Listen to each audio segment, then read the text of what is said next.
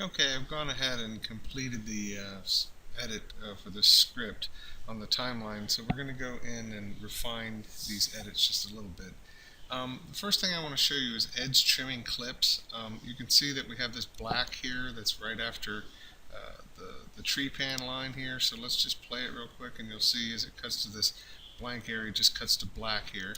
The trees will all fall down. There won't be a place for the And of animals. course it just picks up, but we got to fill up that gap somehow. So what you're able to do, and I'm just going to park the playhead in here and just hit the plus key a couple of times to zoom in. What you're capable of doing, I'm going to move the playhead away so it's not confusing. What we need to do is just grab the end of this, and you'll see as you grab the end of a clip, the cursor changes, and I can now grab the edge of this clip and drag it and fill up this space with the rest of this tree pan shot. But to be able to do that, I have to have enough media in this tree pan shot. Let me double click it so it loads back into the source monitor over here. And I'm going to zoom out enough to see, here is the part of the clip that's actually on the timeline between these in and out points. But as you can see, beyond the current out point, which is here on the timeline, I have all this extra media out here that we're not quite using, but is available to fill up this gap. So all we have to do is just grab the end here and just drag it out and let it snap to the next shot. And you'll see now the out point is also updated in the clip up here. But let me go ahead and hit the backslash key just so I can see the entire edit. And we can see If that we we've now don't save filled the up that gap. rainforest, what will happen? The trees will all fall down. There won't be a place. Okay, now we can do the same theory that we've got with the music here. If I double click the music, you'll see, let me just expand this out a little bit. You'll see that the music goes from this endpoint all the way to the end of the music. But here we have these extra frames that are not being used here. So again, we can do the same thing. I'm just going to zoom in a couple times with the plus key there and then grab the head of this clip and just drag it out. Now that intro music is filled up, hit the backslash key. So now we have the whole audio filled in. If we don't save the rainforest, what will happen? The trees will all fall down. So now it's all coherent there with no gaps happening. Let's take a look at a couple more things that we can do here. Now what we're going to do is we're going to say that producer has decided that he doesn't like this There snake won't be a shot, that place we're for going the to animals. put in a shot for a sloth instead. So we're going to come down here to our sloth shot that we have, double click it to load it in here. Now the first thing that we're going to do is just an insert shot, just to show you how that works. I'm going to snap the cursor to this cut point between tree pan and the snake shot here. Notice how I let it snap there. See the snapping indicator, and then before I let go of the mouse. And we're going to put in about a 2-second shot here. So we're going to pick an endpoint with a sloth, very slow moving animal by the way, and he kind of slowly crawls through the frame here. We're going to get to this endpoint right here, and we're going to mark an out. Now what we're going to do is back up 2 seconds. And what we're going to do this time is we're going to perform an insert edit. But when you perform insert edits, you have to be very careful because it has dramatic effects on your timeline. What we really want to do is insert the shot here and have this video push itself out to the right. But watch what happens if you don't lock the audio. So let's do the insert. See, it not only splits the timeline and inserts the sloth shot there, but it also splits all the audio tracks, making a gap there, which is what we don't want to have happen. So let's go here and do undo, or Control Z. And what we're going to do is turn on the locks for the audio tracks, and now perform the insert edit. Now, that's all well and good. The tracks didn't split the audio this time, but what we've now done is we've pushed all of these shots out of the way, and they are no longer syncing up with the dialogue the way that we wanted them to do. So even if we come in here and click on the snake shot and delete it, and then bring all of these shots back together by clicking this gap and hitting delete, we still are not quite back in sync yet. There won't be a place for the animals to live. Okay, still a little bit out of sync with the, if I zoom in here, you'll see that the cut point is happening well before the dialogue is happening here. So see where monkey shot ends, it should be ending here where the next piece of dialogue is starting, but it's actually going a little bit before that. In France, Okay, so let's hit the backslash key so we can see the whole thing. Let's unlock the audio tracks. And let's undo a couple of times. I'm just going to hit Control Z, Command Z on the Mac. And we're going to take that snake shot back in, and then we're going to get rid of that insert shot that we did.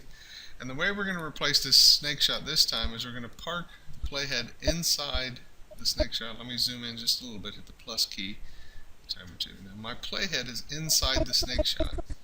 I no longer, since I'm not going to do an insert edit, need to lock the audio tracks, so I'm going to unlock those there. And I'm going to mark this clip. You can come to the beginning of the clip and mark I for in, and go to the end of the clip and snap it and mark O for out. But there's a single keyboard shortcut that'll do the same thing. I'm going to clear the in and out point by right-clicking in the space in the scrubber bar. And I'm just going to park inside the clip and hit the letter X on the keyboard. And you'll see it marks the clip right there. So now, again, with this sloth shot, I need to check the target tracks. I have a video only shot here. There's no audio threatening any of our edits here. So I've got 4 points going on here. I've got an in and out point on the timeline, and I've got an in and out point in the source. What I want to do here is get rid of my source out point, because this is the exact place on the timeline in and out where I want it to happen, and this is the beginning of the shot that I want it to happen from the source. So let me go in here and right click in the scrubber bar, clear the out point, and now let's do our 3-point overwrite edit. And you'll see nothing moves out of sync because it took the exact same timing that was happening on the snake shot and covered it up now with the sloth. there won't be a place for the animals to live. Okay. Now let's do a couple of more little tricks here. Let's say that the producer now likes the way the frog gets out of this shot, where he jumps out and just leaves that green there. And instead of cutting from the monkey to this shot, he wants to cut from the frog to that shot. So let's again zoom in a little bit, hit the plus key. And what we want to do is swap the position of the monkey and the frog. Now, we could do some moving, just click here and bring this up here, click the frog shot and slide it over, and then click the monkey shot and kind of drop it back in here. But that's a huge bunch of mouse maneuvers there, so let's undo all of this, put it back the way it was. There's an easier one called a swap edit, and what the swap edit does is just swaps the position of shots. So if I grab the monkey shot and I drag it to where it's supposed to go, now if I let go now, it's just going to overwrite the frog shot. If I let go, it just creates an overwrite, destroys the frog shot. That's not what we're looking for, so I'm going to undo that. I'm going to grab it and drop it over the frog shot here, but not let go, and then I'm going to press down Control and Alt, and I get this little swap icon. And once I've got the swap icon, all I've got to do is let go of the mouse, and the two shots just swap places.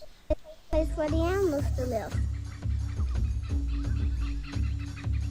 Okay? Alright, now, let's clean up a couple more shots, again, without ruining the timing of what we've got going on, because the timing of our shots is fine.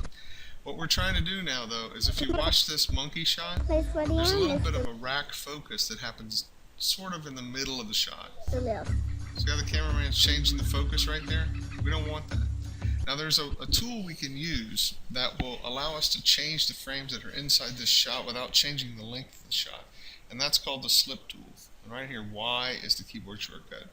So what we can do here is choose that tool, come over to the monkey shot that we want to change the frames, and double click it so it loads into the source monitor over here. Now again, if we zoom out a little bit, we can see that these are the frames between the in and out points that are currently being used. And if we scrub through there, you'll see where that rack focus is happening right there. And we want to get rid of that. So what we want to do is come on beyond that point where the camera is nice and steady, and we want to start the shot there. Now we don't want the shot to be any different in length. We just want the starting and ending points to be different. So remember, we're on the slip tool.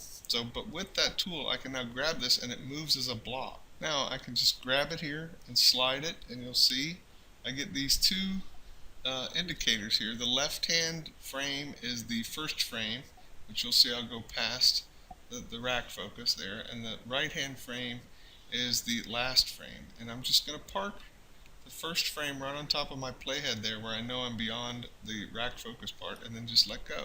And you'll see nothing moved down here. The length of the clip is still the same. But now when we play on the timeline, we start after the rack focus is done. Be a place for the animals to live.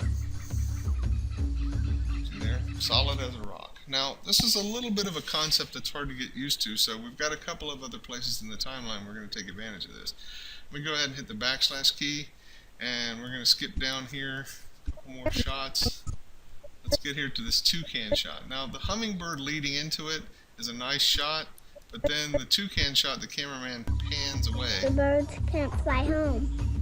So he pans away, and then he pans back onto the bird. Our planet will get. Now, so we're still on the slip tool, so let's go ahead and double-click the toucan shot. Okay. Now, again, let's zoom out enough so we can actually see the in and out points. And what we want to do is let's walk it forward until the camera's coming back to the bird. So we want him to pan down onto the bird. Okay, so now that's where we want the shot to start. It's right about there. So again, come in here and grab it. Drag it forward. Again, the left hand is the first frame, the right hand is the last frame. So let's just pull it forward until it goes right on the playhead, the CTI, current time indicator. That's where we want it to start. So let go. And now down here on the timeline. Birds can't fly home. Our planet will get too Now hot. let's say that even the starting point we're not that happy with. What we see he's starting to turn, but if we come back here and we're still over here, let's see where he ends this shot up. So right now the shot's ending before the bird's completely turned. But if we keep going, the bird turns all the way parallel, which is kind of a nice shot. So let's concentrate more on the ending of the shot. So let's put this here, and again, grab here and drag down, and now the end of the shot will be right here. And now when we do it on the timeline, we take a look. The birds can't fly home. Our planet will get too hot. Okay, and we've got one more here where we've got this waterfall shot I become right extinct. here. And it's just kind of We hanging out promise at our the top children- there, but if we double click it, you'll see, if I zoom out, that the shot ends here. But if we continue on beyond it, it goes down, and there's a nice tilt down, kind of an interesting splash happening here at the bottom. So if we were to kind of pick it up in there somewhere, we get a much more interesting shot. So again, let's, in the slip tool, just grab it by the hand and drag this down to the point where the shot is now ending at the more interesting point. And that's how the slip tool works. So let's just watch it again on the I timeline. become extinct. We promise our children the world. Let's show them we mean it. Adopt an acre of the rainforest and keep your promise. Okay. Now, there's only one more little problem that we have here to finish fine-tuning this. Let's go back and get off the slip tool back on the arrow tool so we don't do any slipping by accident, no pun intended. And let's look at this audio problem that we have here at the end where the dialogue goes on beyond the music. Let's zoom in a little bit here. And a quick way to figure out exactly how long this is we're snapped to the end here. Let's mark out. And then let's snap to this first point here and mark in. And we get an in and out point. We're 28 frames off. So we need to take 28 frames out of this, out of these first two tracks because we don't have any more audio to extend here. So if we look at probably the longest shot is that tree pan shot we were talking about before. Fall down. It's an awfully long time on that tree pan. Let's look at it from the previous shot. The trees will all fall down. A long time on that one shot. So let's go ahead and snap to the end of that shot, okay, and mark out. O for out. Now we got to go back 28 frames. So you're actually minus 27 frames because you got to count the frame that you're starting on. Let's go here, minus 27 frames, and then mark in. So our in and out point's exactly 28 frames here. Now, again, we have to realize which tracks that we're cutting. We're cutting this audio track here, and we're cutting the video track. We want to leave the music track alone, so let's lock that. And then the type of edit that we're going to do is called an extract. And you see from the symbol, the one part gets lifted out and then the other two parts close the gap. So let's go ahead and execute that edit. And let's take a look. See, now we're at the end, it all matches up, but let's play and see what happens. The trees will all fall down. There won't be a place for the animals to live. Very nice. Now let's see this little gap we got going on down here and see what happened here. We promise our children the There's world. a little bit of black there, so let's go ahead and just push this over. Now let me just show you how you can move. See, it's ending in a nice spot here. We're okay with this ending. Okay? So we could just extend it, just grab the end of it and extend it over. But it becomes where it's kind of going down too far. So let's bring it up just a little. And we still got this gap here, but let's just click in the middle and just slide it over so it still ends at the correct part. And let's just have it start a little bit higher up. So we just drag this in this way, and now we've got this going on. I'm extinct. We promise our children the world. Let's show them we mean it. Adopt an acre of the rainforest and keep your promise. Now it all ends together, okay?